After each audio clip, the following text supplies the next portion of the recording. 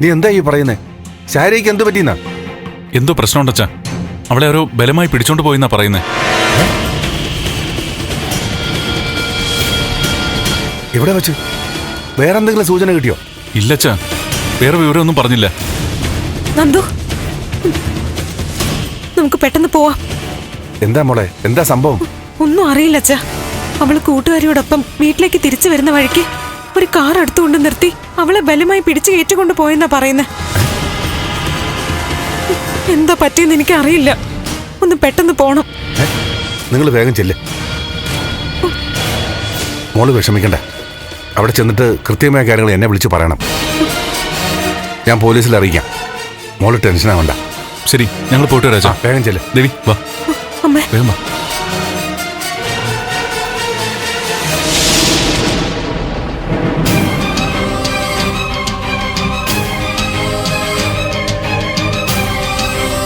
പ്രഭ,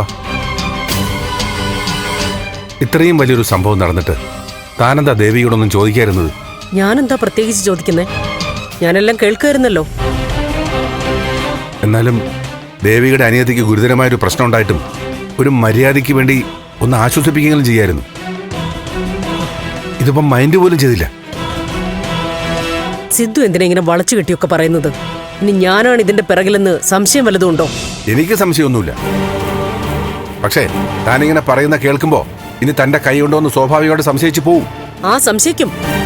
ഏത് കാര്യത്തിലും എന്നെ പ്രതിസ്ഥാനത്ത് നിർത്താനല്ലേ സിദ്ധുവിന്റെ ഇഷ്ടം. അമ്മേ, ഇപ്പൊ ഇങ്ങനെ ആവശ്യമില്ലാത്ത കാര്യം ചർച്ച ചെയ്യണ്ട.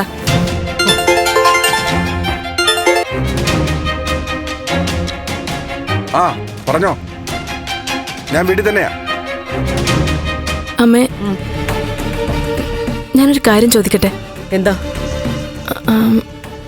ശാരികയുടെ സംഭവം, അതിൽ അമ്മയ്ക്ക് എന്തെങ്കിലും? എന്താ? അല്ല, VDF-കാര് അമ്മയോട് ചെയ്തതിന് പകരമായിട്ടൊക്കെ ശാരികയെ... ഞാനിപ്പോ കൂടുതലൊന്നും പറയുന്നില്ല.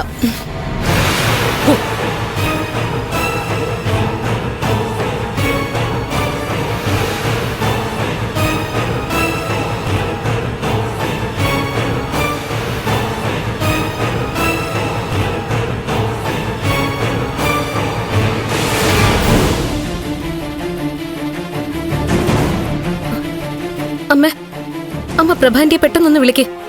ശാരികയ്ക്ക് എന്ത് പറ്റിയെന്നൊന്ന് അന്വേഷിക്കണം. ശാരികയ്ക്ക് എന്ത് പറ്റിയെന്ന് നമ്മളല്ലേ അന്വേഷിക്കേണ്ടത്? നമ്മുടെ കൂടെ കുട്ടിയല്ലേ. അതിന് പ്രഭകുഞ്ഞിനെ ഇടയിൽ പിടിച്ചിടുന്നത് എന്തിനാ? ശാരികയെ കാണാതായതിനെ കുറിച്ച് ആന്റിക്ക് അറിയായിരിക്കുമെന്നാ എനിക്ക് തോന്നുന്നത്. ദേവികയോടുള്ള വാശി ശാരികയോട് തീർത്തതാ. ദേവികയെക്കാളും ആന്റി എതിർത്തത് ശാരിക തന്നെയല്ലേ? നോക്ക്, VDF കാണിക്കുന്ന തരത്തിലുള്ള മൂന്നാംകട രാഷ്ട്രീയമൊന്നും KDF-ലെ പ്രഭകുഞ്ഞിന് ഇല്ല. തട്ടിക്കൊണ്ടുപോയി പകരം വീട്ടില് രാഷ്ട്രീയ ശ്രദ്ധ തിരിച്ചുവിടലൊന്നും പ്രഭകുഞ്ഞിന്റെ ജോലിയല്ല. ഇത് അനിയത്തി ചേച്ചിയും കൂടിയുള്ള ഒത്തുകളിയാ. സിദ്ധാർത്ഥ സാറിന്റെ ഉപദേശം ഉണ്ടാവും. അമ്മയൊന്ന് ചുമ്മാതിരിക്കുന്നുണ്ടോ? വളഞ്ഞ വഴി കൂടെ വോട്ട് നേടാൻ നോക്കിയിട്ടൊന്നും ഒരു കാര്യമില്ല. അമ്മയ്ക്ക് ഇപ്പോഴും ഈ വോട്ടിന്റെ കാര്യം പറയാനുള്ളോ? എന്റെ വെപ്രാളം ശാരികയെ കുറിച്ച് ആലോചിച്ചിട്ടാ. എന്തു പറ്റിക്കാണോ അവക്ക്? പാവം.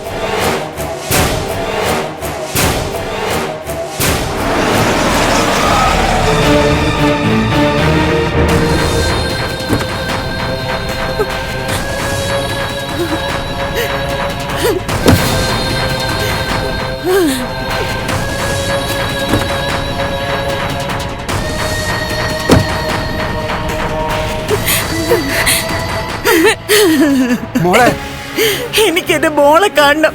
ഇപ്പൊ ശാരി ഇവിടെ കൊണ്ടുവരണം. എവിടെ എന്റെ മോള്? എന്റെ മോള്. മോനെ, നമ്മൾ എന്താ ചെയ്യാ? അച്ഛാ, എന്താ സംഭവിച്ചേ? ഒന്നും അറിയില്ല. മഞ്ജു ശാരിയും കൂടി പ്രചരണം കഴിഞ്ഞ് മടങ്ങി വരുമ്പോ ആരോ വന്ന് വണ്ടി കയറ്റിക്കൊണ്ട് പോയിന്നാ പറഞ്ഞത്. എന്താ ചെയ്യാ? എനിക്കൊരു എത്തും പിടി കിട്ടുന്നില്ല. അച്ഛൻ CA വിളിക്കാന്ന് പറഞ്ഞിട്ടുണ്ട്. ടെൻഷൻ ആവണ്ട. അമ്മേ, വിഷമിക്കാതെ. ശാരിയെ എത്ര പെട്ടെന്ന് കണ്ടെത്തും. പാർട്ടി പ്രവർത്തകരും അന്വേഷിക്കുന്നുണ്ട്. വൈകാതെ ശാരിയെ കണ്ടുപിടിക്കാൻ പറ്റും.